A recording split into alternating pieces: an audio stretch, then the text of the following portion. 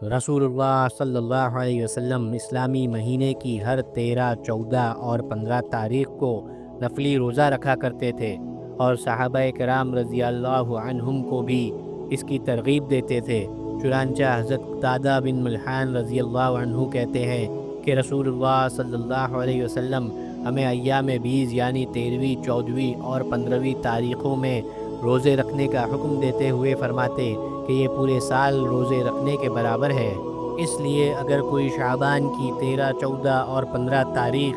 یعنی 12، 13، 14 فروری 2025 کو روزہ رکھتا ہے تو اس کو اس سنت پر عمل کرنے کے ساتھ 15 شعبان کے روزے کا ثواب بھی مل جائے گا، اور اگر کوئی 3 روزے نہیں رکھ سکتا تو صرف 15ویں شعبان یعنی 14 فروری 2025 کا روزہ رکھے۔ یہ روزہ رکھنا مستحب ہے۔ چنانچہ ایک حدیث میں رسول اللہ صلی اللہ علیہ وسلم نے فرمایا، 15 شعبان کی رات کو قیام یعنی عبادت کرو، اور 15ویں کو دن میں روزہ رکھو، اور اگر کوئی شخص صحت کی کمزوری یا دینی و دنیاوی مشغولیوں کی وجہ سے یہ روزہ نہیں رکھ پاتا تو کوئی گناہ کی بات نہیں۔